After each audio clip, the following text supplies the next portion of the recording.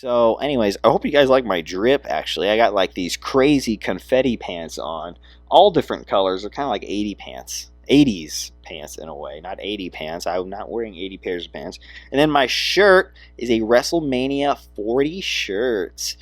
That's right. We got Cody, Roman, and The Rock on the front. The most epic tag team match of all time.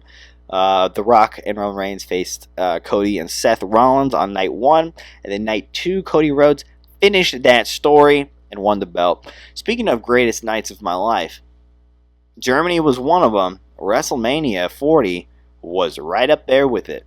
WrestleMania 40 was, oh my goodness gracious, such a fun time. And I was pretty proud of myself because that was like one of, if not the only time I've like fully planned like a trip by myself. With the Europe trip, I had, I didn't plan like a whole bunch of it, but I was there for it and I paid for a lot of it. So I was a partial planner. It was partial, but there was more than one planner in the Europe trip. But the WrestleMania trip, I was like, I want to go to WrestleMania. I want to do it so badly. I have the money to do it. I'm just going to do it. Even if I go by myself, I want to do it. But no, I had a friend with me, and we had a good time. And yeah, WrestleMania 40 was, it's just, I don't know, another one of those moments where I can just close my eyes and be back in the moment. I'm a big wrestling fan. I went on a rant about wrestling like an episode ago. Maybe I'll do it again. Maybe I'll do it again right here. I don't know. Okay, we'll see what happens. But WrestleMania 40 was just something special. It was the first WrestleMania without Mr. Vince McMahon, who is a horrible guy.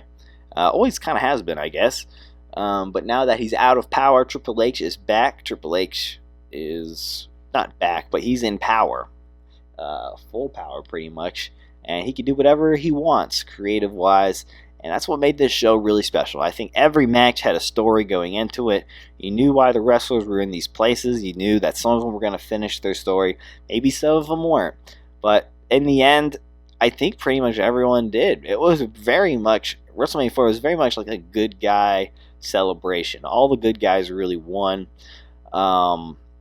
save for a few. But hey, WrestleMania 40 was unbelievable. Every match hit hard except for maybe the Uso match, Jimmy and Jay Uso. I don't know. Something wasn't clicking. It was just kind of a super kick party, just back and forth super kicks to each other, and it's like, okay, all right, like we get it. You kind of killed the super kick, but hey, it's still cool, right? So, but it was just too much. I don't remember anything else about that match except for the super kicks, which is what the Usos are known for, but I don't know, it could have been better. It's probably the worst brother versus brother match at WrestleMania, because what do you got? You got Bret and Owen from WrestleMania 10, Bret and Owen Hart, probably my favorite brother versus brother match, one of my favorite matches of all time, actually. It might make my top 10, Bret versus Owen Hart, WrestleMania 10. And then you had Jeff and Matt Hardy, and then you had Undertaker versus Kane, brother versus brother. And then you have this one, Jimmy and Jay.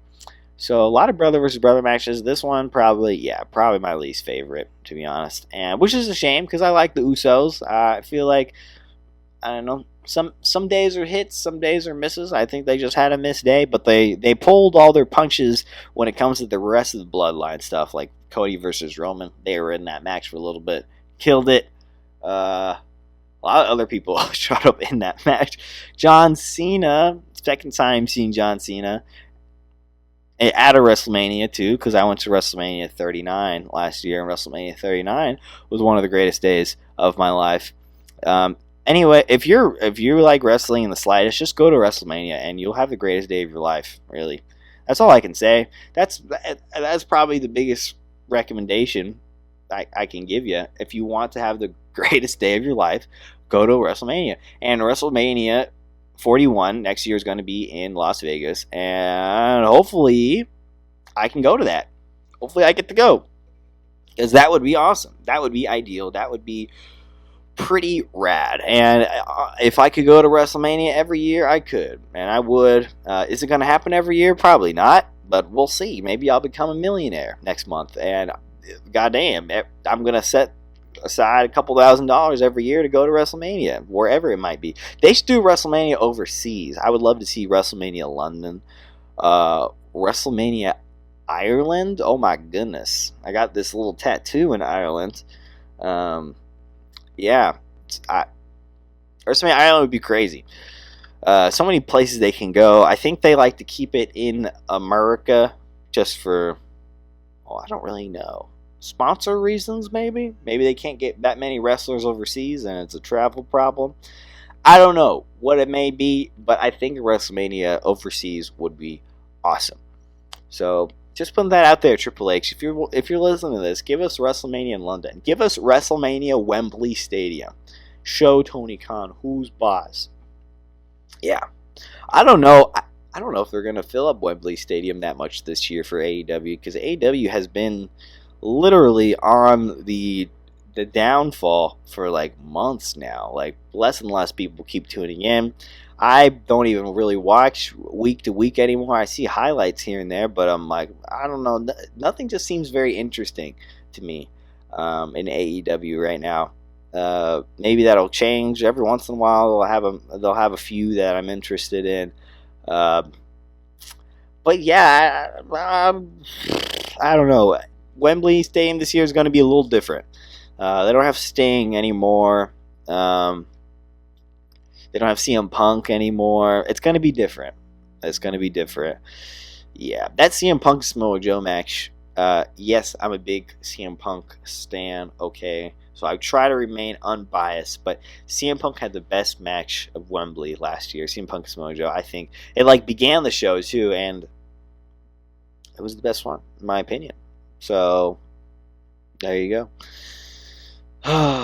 Man, I knew I was going to go on a wrestling rant as soon as I saw my WrestleMania 40 shirt. I was like, I'm going to put that on. We'll talk a little bit about WrestleMania, but also when I was at WrestleMania, I got to see some very historical landmarks. I got to see the Liberty Bell. Oh my goodness, you couldn't touch it, because there's guards watching and everything. So I don't think I got to touch it, but I definitely got a picture in front of it, and it was pretty sick.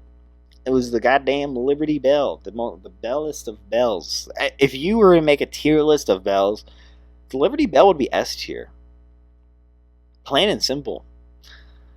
Name another bell. Name another historical bell that has as much or more significance than Liberty Bell. Taco Bell, maybe? I don't know. But the Liberty Bell, it's on a different level, guys. Okay? Y'all don't even know.